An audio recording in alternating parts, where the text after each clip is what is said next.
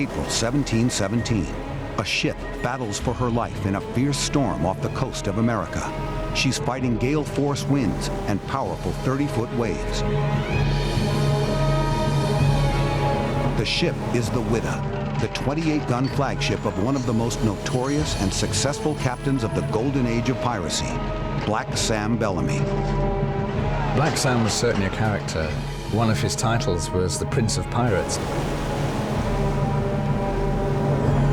Bellamy's ship is no match for the storm. It hit a sandbar, and that's really a death knell for a ship. She capsizes and is ripped apart by the angry seas. 144 pirates are lost with her. Their possessions, weapons, and millions in looted treasure scatter across the ocean floor. The once proud Whydah is gone forever. Black Sam Bellamy went down with his ship, went down with his treasure. For nearly 300 years, the Whydah and her secrets lay hidden, buried in the sands off Cape Cod. Until one man made it his mission to find her. Barry Clifford's quest for the lost pirate ship and her treasures became the search of a lifetime.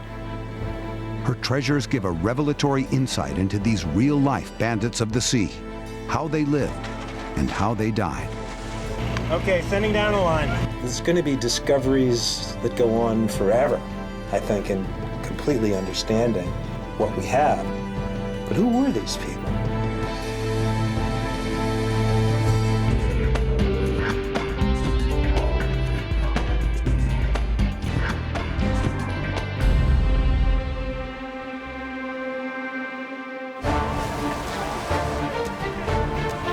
March 1717. A pirate captain is chasing a treasure-laden slave ship across the high seas. He is the notorious Black Sam Bellamy, the most successful pirate captain of his day.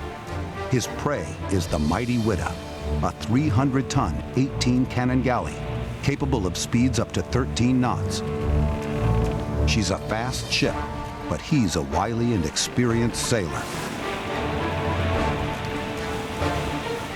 He knew of the Whydah and that she was in the area and that she was laden down with treasure. His eyes would have gleamed because this was a relatively new ship, a fast vessel, well-armed, everything that he needed to have a prime pirate's flagship. It is a golden opportunity. If Bellamy can capture the Whydah, it will be the crowning achievement of his career. The pursuit of the Whydah lasted for 1 or 2 days, and he seemed to have just dogged the ship, keeping a distance from it, not too far so that they could always see his ship on the horizon. The Whydah is larger and with a greater sail area, but Bellamy's ship, the Sultana, is more maneuverable. By turning and tacking faster than the larger ship, Bellamy keeps her in his sights. At his masthead flutters the ominous black flag of the pirates. It's a game of cat and mouse across the Caribbean, and Bellamy is choosing his moment to pounce.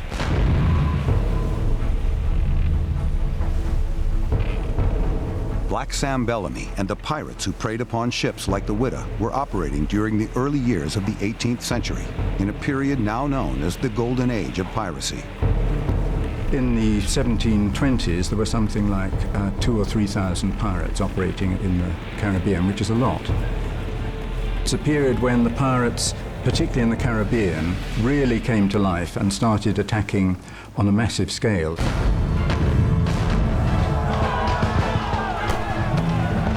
The word pirate comes from a Greek word meaning to attack. Today, we still use the word for people who take anything without permission. Pirate radio broadcasts or pirate videos.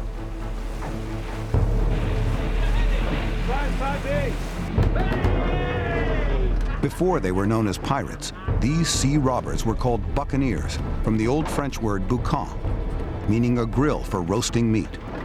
The buccaneers were known for cooking their food outside in the open on such grills.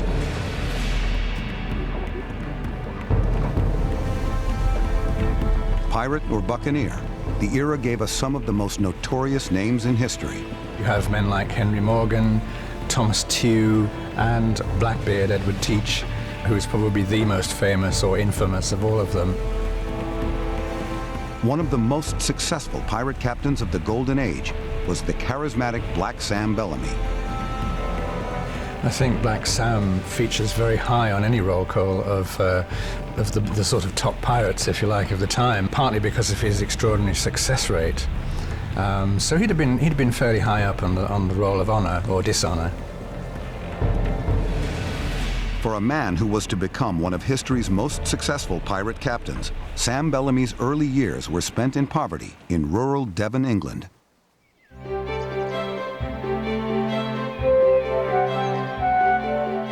He was born in the village of Hiddesley. The first record of him is in the parish register of the village church. It records the baptism of Samuel Bellamy, son of Stephen and Eliza, on the 18th of March. Like so many British seamen, Sam Bellamy came out of the west of England. He was born in 1689. And his mother died shortly after he was born, or in childbirth. Hiddesley offered few opportunities, and when Sam was 9, the family moved to Plymouth. It was a move that would dramatically alter the course of young Sam's life. Perched on the south coast of England, Plymouth was a bustling seaport. Maritime trade was at its height, and Plymouth was a magnet for traders, sailors, and seamen. A naval war in Europe added even more to their numbers. For Sam, it was the perfect place to learn the ropes as a sailor. At the beginning of the 18th century, trade across the Atlantic between Europe and America flourished. Piracy flourished with it. The golden age of piracy came at a time when there was a huge explosion in maritime trade. Ships were going from Britain to America, or from Britain to Africa and the Caribbean and the American colonies. It was starting to become quite crowded out there. And there was another reason for the increasing numbers of pirates. The naval war had ended. The sailors who had manned the warships unexpectedly found themselves out of work. Suddenly, every port in Britain and France and Spain was filled with unemployed sailors. The one thing a sailor can do is sail a ship, and if nobody's going to employ you, you steal a ship and set off on your own and set off as a sort of freelance pirate. Let's get some wind in that sail! Pirate numbers were further swelled because of privateers, sailors employed by specific countries who, in times of war, attacked and commandeered merchant vessels and forcibly recruited them into the Navy. The problem with privateering, of course, is that when wars cease to happen and peace is declared, the privateers, of course, have got rather good at attacking other ships and making a lot of money from it, and so a lot of privateers sort of imperceptibly turn into piracy. Unemployed sailors and skilled privateers joined forces to prey upon merchant ships crossing the Atlantic. These were the men who became known as pirates. For ambitious young hopefuls, piracy offered the ultimate 18th century means to get rich quick. For now, Sam Bellamy was simply a sailor, but all that was about to change. He seems to have worked his passage in his teens, maybe when he was about 18 or 19, because he really shows up on the scene around Cape Cod area when he was certainly no more than 20. Sam had arrived in the Americas, and the new world lay before him. His life was about to take an unexpected turn.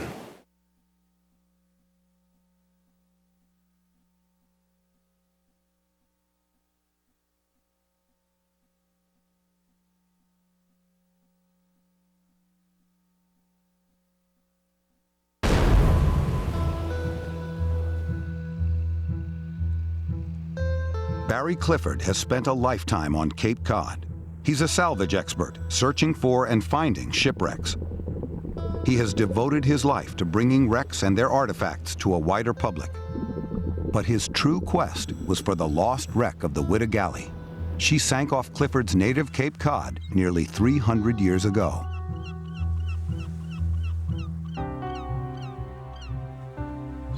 Well, I was born on the Cape. The ocean has always been in my blood. I can't spend that long away from the ocean before I get to really miss it. As a young boy growing up on the Cape, Clifford became intrigued by the myths and legends that he heard about the Whydah. Well, I spent a lot of time fishing and hunting, and as I got a little older, I became interested in diving and looking for shipwrecks.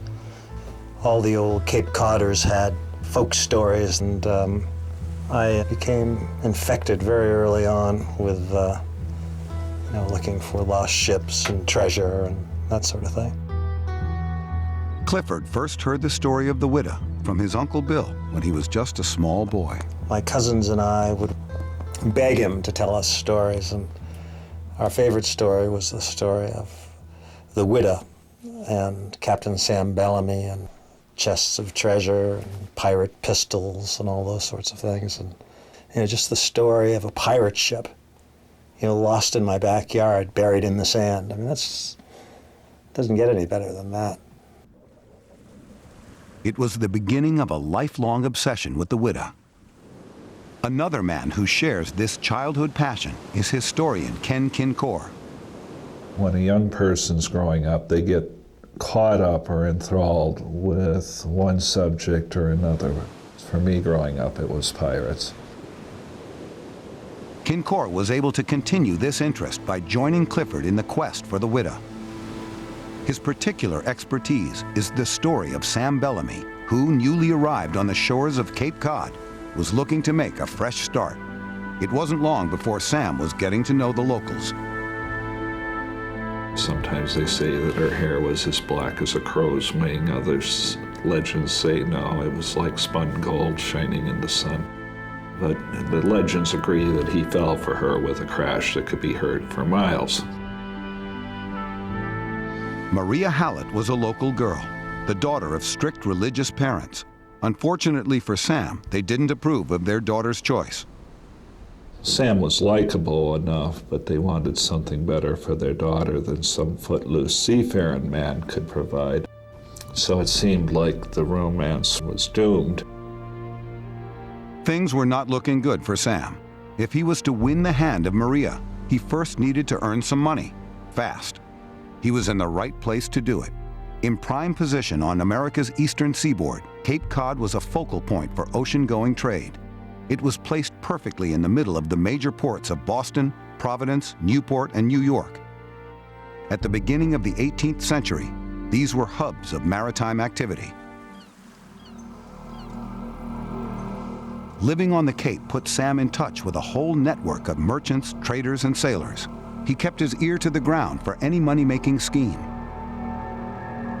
Then, in July 1715, a golden opportunity presented itself. A Spanish treasure fleet was sunk by a hurricane off the coast of Florida. Sam saw his chance to salvage some of the lost loot and set off for Florida to make his fortune. Before he left, Maria gave him as a keepsake a valuable silver teapot, and Sam promised to return a rich man. But treasure hunting was not for amateurs. He didn't find any gold, he didn't find any silver. All he and his men found were sunburn and blisters under a Florida sun. And the legend says that Bellamy couldn't stand the thought of coming back to Maria with empty hands. He couldn't stand the thought of failing her. And he saw only one way out, and that was to turn pirate. His timing couldn't have been better. It was the perfect moment to turn pirate and pursue a life of crime on the high seas. Sam Bellamy left Florida for the Caribbean. The great merchant vessels packing the shipping lanes across the Atlantic were tempting targets for the pirates, and none more so than a ship like the Whydah. The Whydah was built in London in 1715 as a slaver, a ship specifically designed to transport captive humans from Africa to sell as slave labor for the growing colonies in the New World.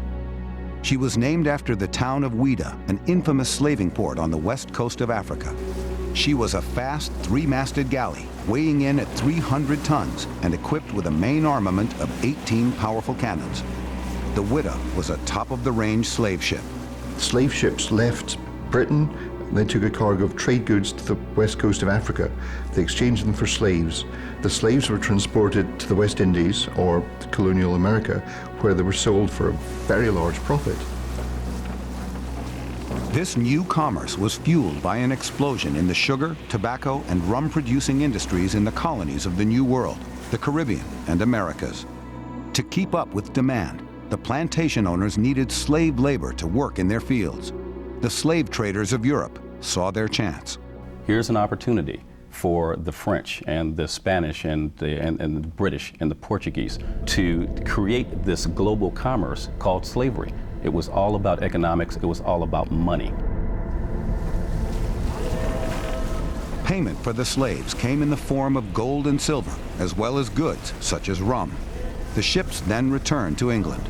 This three-legged route was known as the Trade Triangle. During the first quarter of the 18th century, European slave traders shipped more than 6 million Africans across the Atlantic to be sold into slavery. The Whydah was built for this terrible trade.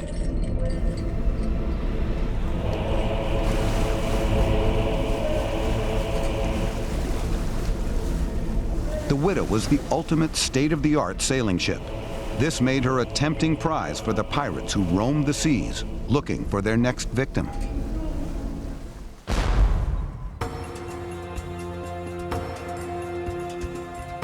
Today, nearly 300 years later, the Whydah was proving to be an equally tempting prize for a hunter of a different kind. Since the early 1970s, Barry Clifford has been finding shipwrecks. In Boston Harbor, he located the wreck site of the ships used in the Boston Tea Party during the American Revolution. Off Madagascar, he found 5 more wrecks, one of which might be the Adventure Galley, the flagship of the infamous pirate Captain Kidd. But the story of the Whydah, sunk off Cape Cod, kept nagging at him. The story that my Uncle Bill told me of the Whydah kept resonating in the back of my mind somewhere. One day, we were talking about what to do next. I said, let's go look for the Whydah. Barry Clifford had only heard legends of the Whydah. What he needed was facts to prove its existence. He tracked down documents from the 1700s and found some which had been written by Captain Cyprian Southek, a government agent responsible for recording shipwrecks. Here's a man who made his living making maps. He was a sea captain as well and a salvage expert, but I had to deduce from that he was somebody that I could really trust. I found one of his maps and it was very clearly marked the place where the Whydah wrecked. Southek's accounts of the Whydah's sinking dated from May 1717. They gave Clifford vital details of exactly how she sank. I can see her anchor where she struck first. She turned bottom up, and most of the wreck has come ashore in pieces. But as well as providing crucial facts about the wreck, Southek's accounts also contained a mysterious clue.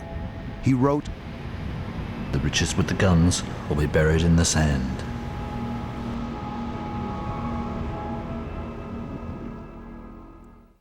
Clifford was mystified but intrigued by Southek's clue. Was it a tantalizing hint to the Whydah's treasures? What Clifford did discover was the enormity of her riches. The testimony of one of the pirates who survived the storm was a key piece to the puzzle. The transcripts of their testimonies survive, and I found them. And one pirate testified that, and you have to understand, this man wasn't bragging to the judge, but he said 50 pounds was added to every man's share, there being 180 men on deck.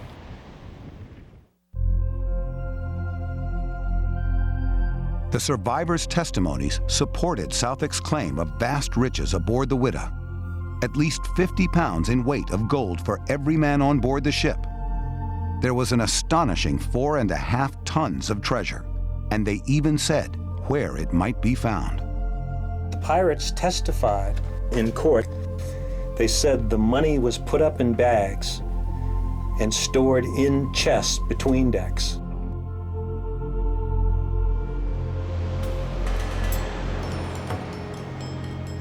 Clifford seemed to have all the evidence he needed to find the Whydah. Eyewitness accounts from survivors, references to buried treasure, even a map. But it proved to be a long and arduous task. In 1982, Clifford put a team together to start diving, but it was hardly X marks the spot. It was very challenging diving. Over 3,000 ships have wrecked on the Cape, and it's well documented. That's the reason it's called the graveyard of the Atlantic. We didn't know what we were doing. It was a really bad place to work. We were crashing boats all the time. It was really it was a very dangerous couple of years.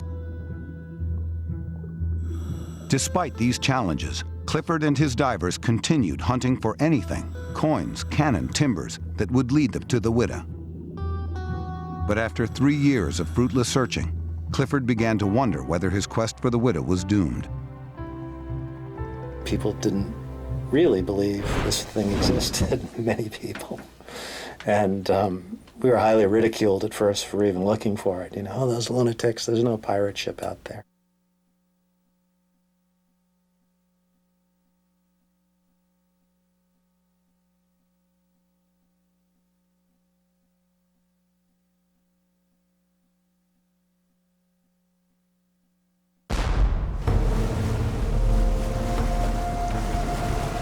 January 1716.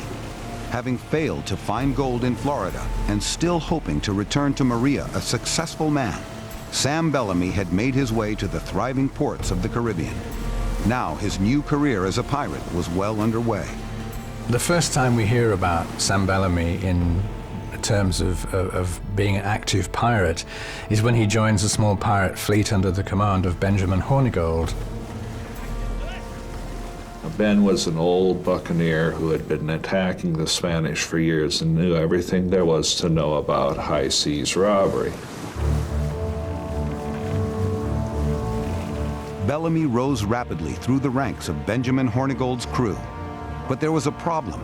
Hornigold was happy to plunder foreign ships, but refused to touch those from his native country, Britain. He wanted to limit his attacks to the ones he'd been attacking during the Old War, the Spanish and the French. Hornigold's policy meant that over half of the ships they came across were out of bounds. Sam Bellamy had no truck with this. They were new school pirates. If they saw a ship and they saw it was flying a Union flag, they would attack it regardless. Bellamy decided to challenge Hornigold for the captaincy of his ship. The crew would make the choice. Amazingly, for a band of men with a reputation for violence and brutality, pirates elected their captains by democratic vote. Not only did pirates elect their captains, but every decision on board a pirate ship was put to the vote. Every man could have his say. In the early 18th century, this was radical, if not revolutionary. Back on land, society was divided between rich and poor, and such equality was unheard of. I think you could say that life on board the pirate ship was very democratic. You know, there obviously had to be some discipline because you couldn't run a ship, but there seems to have been great equality and a recognition of equality between everyone on board from the captain downwards. There were no top dogs in that sense. Bellamy challenged Hornigold and won. Within a year of joining the pirates, the new recruit had ousted his former mentor in a bloodless coup and taken command himself. Sam was able to talk the rest of the crew into voting out Hornigold as captain and voting himself in as commander of the pirate fleet. And it's at that time his career really takes off. The crew members pledged their allegiance to the new captain, Sam Bellamy. Bellamy was in his late 20s. But what he lacked in experience, he made up for in charisma and command, and his pirate career was under full sail. Black Sam was certainly a character. One of his titles was the Prince of Pirates because he was supposed to be very magnanimous towards his prisoners, unusual among a group of people who would as soon kill them and toss them overboard. True to his reputation for generosity, Bellamy allowed the ousted pirate Captain Hornigold to leave unharmed. He was lucky. Pirate captains of the time were rarely so high-minded toward their captives. We've got to make it clear about pirates. They were a nasty lot, really. They were out to rob people with violence as fast and as quickly as possible, which is why they used torture a lot. They did basic things like cutting off ears and noses. That happened quite a lot. They would hang people up in the rigging and use them for target practice with knives and muskets. The nastiest one of all was the entrail one, where they slit you open, grabbed hold of your entrails, tied it onto a stick, and then made you dance until all your entrails came out, and presumably at one point you simply collapsed and died. But Bellamy was a different kind of pirate captain. He was fair-minded and considered all his crew to be part of a brutal brotherhood.